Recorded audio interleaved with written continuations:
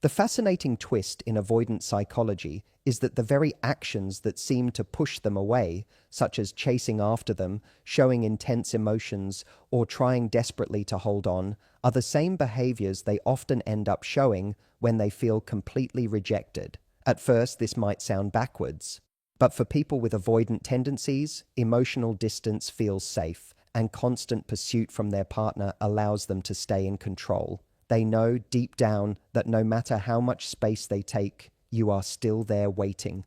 That knowledge keeps their fears of abandonment in check while allowing them to maintain the upper hand. However, when you remove yourself from their world and stop playing into their push and pull patterns, everything changes. Once you withdraw your attention and emotional investment, you force them to face something they have worked hard to avoid their entire lives: true vulnerability. Suddenly, they are the ones feeling the anxiety of losing someone valuable. They are the ones who begin to wonder, what if this connection is gone forever? This shift is where the irony lies. Your rejection activates the very attachment system they have been trying to keep dormant. Throughout the relationship, your consistent emotional availability created a dynamic where they could feel secure without putting in much effort. They didn't have to chase because you were already there, showing care, love, and attention. But when that changes, when your behavior signals that you are no longer an option, their mindset flips, their sense of control slips away, and their deep, often hidden fears start to surface. This is not just about fear, though. Many avoidants are wired to value what they believe they might lose. It's not that they never cared, it's that emotional closeness feels risky to them until the threat of permanent loss becomes real. At that point, what once felt suffocating suddenly feels precious. They start to feel drawn to the connection they previously undervalued and become preoccupied with regaining it. The irony is clear. What once drove them away, emotional closeness, now becomes the thing they chase. But this switch does not happen until you completely remove yourself from their emotional landscape and show, through action and attitude, that you are no longer seeking their attention or approval. Only then do they experience the same pursuit anxiety they caused in you. Avoidants operate with a unique emotional wiring that makes them value independence above almost everything else.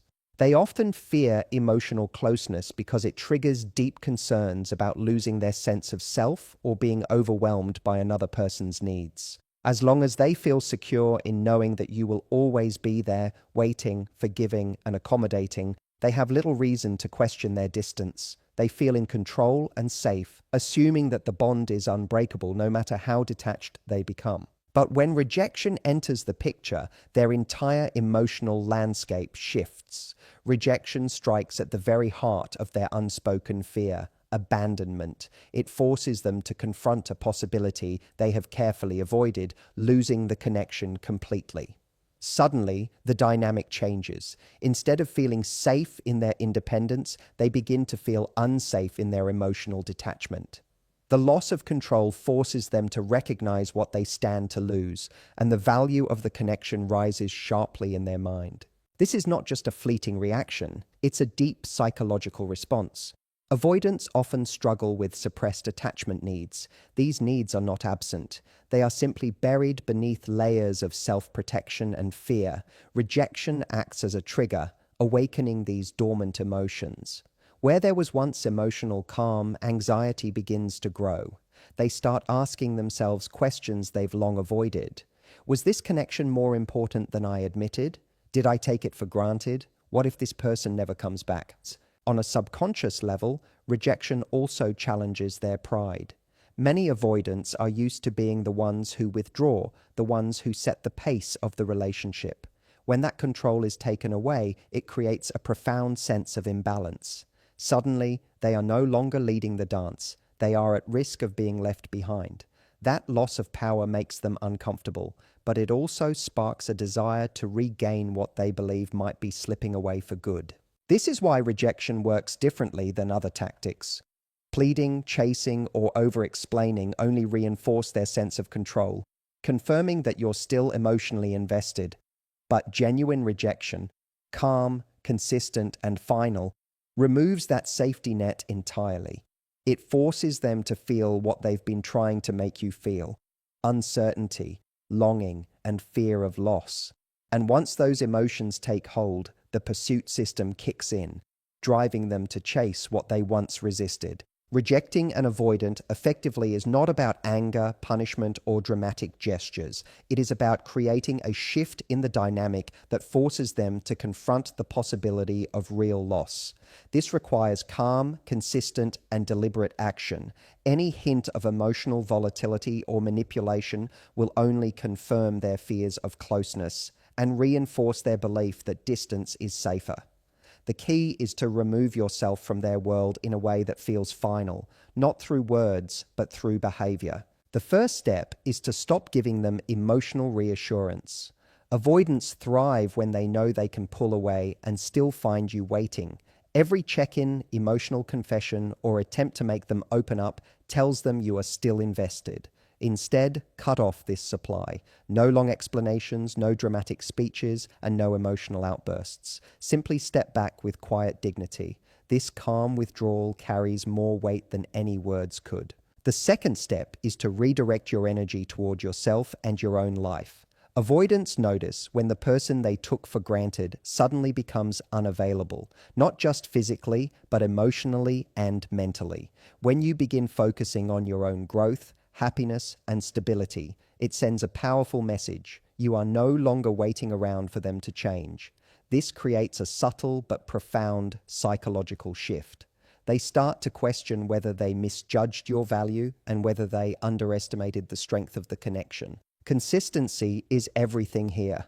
Many people make the mistake of rejecting an avoidant for a short period only to return when the avoidant shows minimal interest. This ruins the effect. True rejection must feel like a permanent loss, not a temporary tactic. If you maintain your distance, resist the urge to chase, and show no signs of emotional dependence, the avoidant is left to sit with their discomfort. Over time, this discomfort transforms into longing and curiosity. Finally, it is important to reject with self-respect, not resentment. Hostility or passive-aggressive behavior will only confirm their fear that relationships lead to emotional chaos. Instead, your withdrawal should feel composed and intentional, as though you are simply choosing peace and self-worth over emotional struggle. When done correctly, rejection plants a seed. It forces the avoidant to face emotions they have suppressed, awakening a sense of desire and pursuit they rarely express. And once this seed takes root, they may begin chasing the connection they once took for granted. The moment an avoidant realizes that you have truly removed yourself from their world, a shift takes place inside them, one they cannot easily control. At first, they may appear calm or even indifferent, as if your absence has little impact. But beneath that exterior, panic begins to build. This panic is not immediate. It grows slowly as the reality of your absence sinks in. The longer they go without your attention, reassurance, or presence, the stronger this feeling becomes. This panic response is tied to the way avoidants process attachment. They often suppress their emotional needs to maintain a sense of independence, convincing themselves that they are fine on their own. But when you step away and no longer provide the comfort of your availability, these hidden needs start to surface. The subconscious mind begins sending signals they can't ignore. Something important is gone. You may not get it back. As this realization sets in, their mind shifts from rationalizing distance to obsessing over what they've lost. They may replay memories of your interactions, analyze moments they dismissed, or question whether they made a mistake in underestimating your value. What once felt like a secure connection they could return to now feels like a fragile bond slipping out of reach. This sense of potential loss creates unease, which gradually builds into emotional urgency. During this stage, many avoidants experience conflicting emotions. On one hand, their fear of closeness remains. This is deeply ingrained in their personality and does not disappear overnight. On the other hand, their fear of losing you begins to outweigh that fear. This internal struggle often shows up as subtle actions at first, liking a post, sending a casual message, or finding excuses to check in. These are testing behaviors, small steps to see whether you're still available. But if you remain consistent in your withdrawal and do not provide immediate reassurance, the panic deepens. The avoidant begins to feel the same anxiety they once triggered in you, an unfamiliar, unsettling feeling that motivates them to act in ways they usually avoid. It is no longer about keeping distance. It is about regaining a connection that suddenly feels rare and irreplaceable. This stage is critical. If you break your resolve and return too quickly, the panic fades and they fall back into old patterns.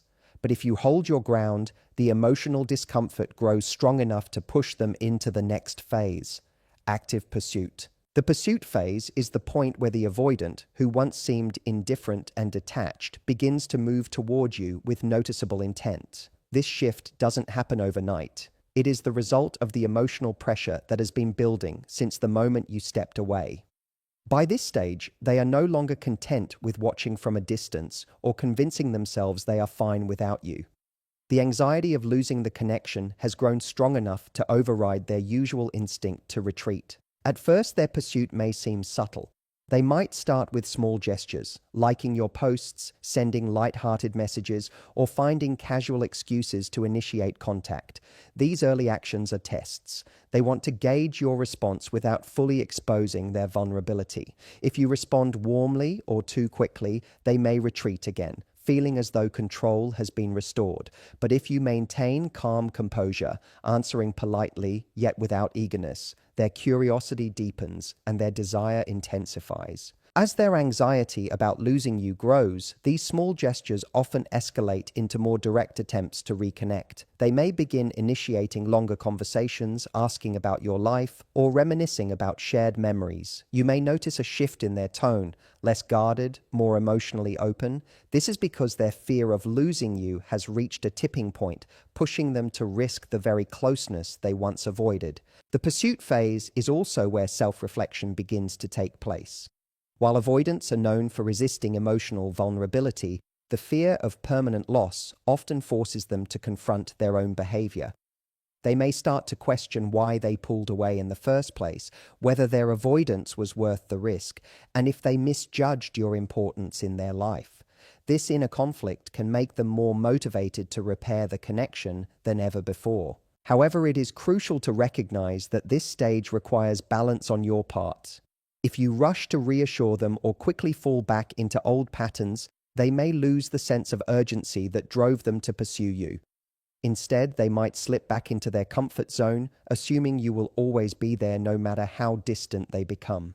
To keep the momentum moving forward, you must maintain healthy boundaries and a sense of independence, even as they begin to chase. Over time, the pursuit phase can lead to a deeper shift. As the avoidant invests more effort into reconnecting, they may begin to see that closeness is not as threatening as they believed. They realize that emotional intimacy does not mean losing themselves. It means gaining a partnership where they can feel both safe and connected. But this realization takes time and consistent experience, not just one moment of panic. Handled correctly, the pursuit phase becomes the turning point. It is the bridge between emotional distance and genuine connection, where the avoidant moves from fear-based withdrawal to desire-driven engagement. Yet, it is only successful if you maintain the strength and composure that sparked it in the first place. When the avoidant finally enters the pursuit phase, many people unknowingly sabotage the progress by falling back into old habits. This stage requires a careful balance of receptiveness and restraint, yet emotions often take over, leading to mistakes that can reverse all the progress made. One of the most common errors is responding too quickly and too warmly the moment the avoidant reaches out. While it may feel like a sign of love to reassure them immediately, doing so removes the sense of urgency that drove them to pursue you in the first place. It signals that your presence is still guaranteed and that their efforts are no longer necessary, which can cause them to retreat again. Another major mistake is over-explaining your absence or the reasons for your rejection. People often feel the need to clarify, justify, or share emotional details once the avoidant begins chasing. They might explain how much they were hurt, how long they waited, or how badly they wanted the connection to work. While this may feel honest and vulnerable, to an avoidant it often feels like pressure, which triggers their instinct to pull away. Emotional conversations at this stage must be light, balanced, and not focused on past grievances. A third mistake is attempting to rush the process and push for a deeper level of closeness before the avoidant is ready. While their pursuit shows genuine interest, it does not mean they have fully resolved their fears of emotional intimacy. Moving too fast, whether by discussing commitment, revisiting past conflicts, or demanding reassurance, can overwhelm them and undo the emotional progress that triggered their pursuit. The key is to let the connection rebuild slowly through consistent but low-pressure interactions. Some people also make the mistake of using manipulation to maintain control. Once the avoidant starts chasing, they may play hard to get, intentionally ignore messages, or create unnecessary jealousy to keep the avoidant invested. While these tactics may work temporarily, they eventually backfire, causing the avoidant to feel unsafe and revert to emotional withdrawal. What truly keeps the avoidant engaged is a genuine sense of value, not games, tests, or artificial tension. Lastly, a critical mistake is neglecting self-growth once the pursuit begins. Many individuals focus so heavily on getting the avoidant back that they lose sight of why the rejection was powerful in the first place. It showed independence, self-respect, and the willingness to walk away. If you abandon these qualities once they return, the dynamic will fall back into old patterns, and the cycle of distance and anxiety will continue. Maintaining emotional stability, personal fulfillment, and healthy boundaries is what sustains their interest and gradually helps them feel safe with closeness. Avoiding these mistakes ensures that the pursuit phase is not just a temporary shift, but the beginning of a more secure and balanced connection. It is about responding with calmness, setting a steady pace, and holding on to the strength that sparked their pursuit in the first place. When handled with care, this stage can evolve into something deeper, genuine emotional investment from someone who once feared it most. Timing is everything when it comes to dealing with an avoidant, and understanding when to apply distance and when to allow reconnection can make the difference between progress and another cycle of emotional withdrawal. The pursuit phase may be powerful, but it only works if initiated at the right moment, and the timing for every individual can vary based on the depth of the relationship, the emotional patterns between both people, and the avoidant's internal state. Acting too soon or too late can lead to misalignment, where one person is ready to reconnect while the other is still in self-protection mode. The best timing begins with recognizing when an avoidant is no longer feeling emotionally secure about your presence in their life. This does not mean making them feel unwanted or unloved, but rather allowing space for them to experience the absence of your constant reassurance. It is during this period of low contact or no contact that they start to sense the shift in dynamic, when the balance of who is pursuing whom begins to change. But pulling away must be done strategically. If you create distance too early, before an emotional bond has been formed, the avoidant may not feel the loss deeply enough to trigger their pursuit system. On the other hand, if you wait too long and allow the connection to fade completely, they may begin to detach permanently. Another key factor in timing is how long the period of emotional withdrawal lasts. For some avoidants, their internal response to loss builds slowly, taking weeks or even months before they move from awareness to action. Others may reach out more quickly, testing the waters after only a short period of silence. Reading subtle signs is crucial. Small interactions, indirect contact, or visible changes in their behavior can indicate that their anxiety about losing you has reached a tipping point. This is the window where patience must meet composure, responding in a way that shows you value yourself, while leaving the door slightly open for them to come closer. Timing also plays a role in how much emotional energy you show once they do begin to pursue. Too much too soon can erase the sense of scarcity that sparked their interest, while too little may make them feel their efforts are wasted. The ideal timing involves matching their level of engagement, showing warmth when they take genuine steps forward, but not overextending yourself in ways that make them feel pressured or overwhelmed. Finally, timing is critical when the relationship reaches the deeper stages of reconnection. An avoidant may start pursuing, but that does not mean they are ready for immediate emotional depth or commitment. Pushing for clarity, labels, or promises before they feel secure can drive them back to the very walls they worked to lower. Allowing the connection to develop gradually, with moments of closeness balanced by space, creates an emotional rhythm that feels safe for them and empowering for you. Correct timing ensures this process continues toward lasting progress rather than another cycle of distance and uncertainty. The final stage in understanding how to handle an avoidant is facing the risks and realities of this dynamic.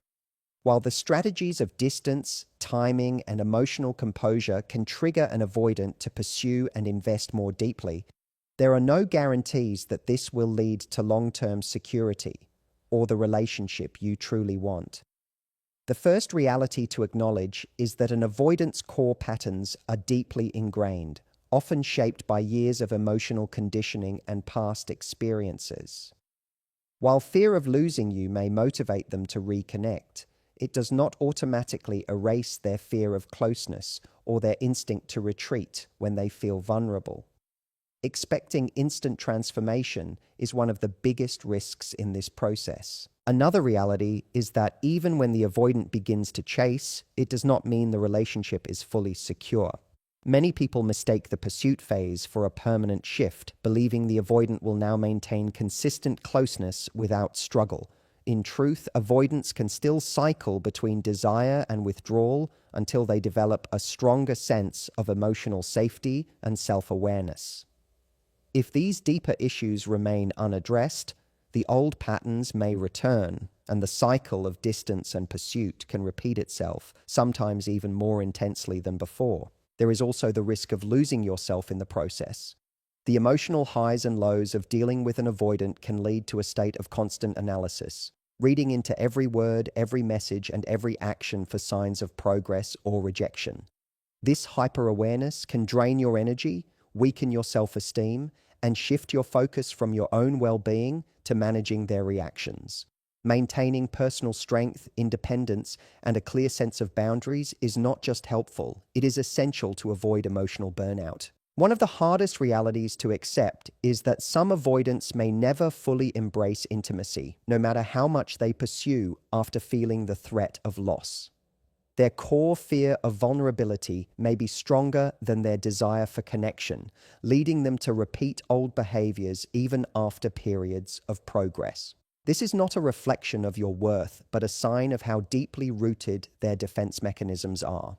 For some, professional help or long-term personal growth is required before they can sustain a truly secure and balanced relationship. Finally, it is important to consider what you truly want from this connection.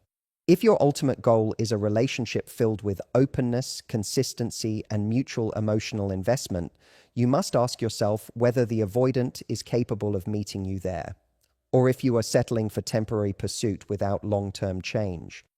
Facing this reality helps you make clear decisions about whether to continue, set firmer boundaries, or walk away entirely. Understanding the risks and realities brings balance to the entire process. It allows you to approach the relationship with clarity, strength, and self-respect, knowing that while you can influence an avoidant's behavior, their ultimate growth and willingness to change must come from within.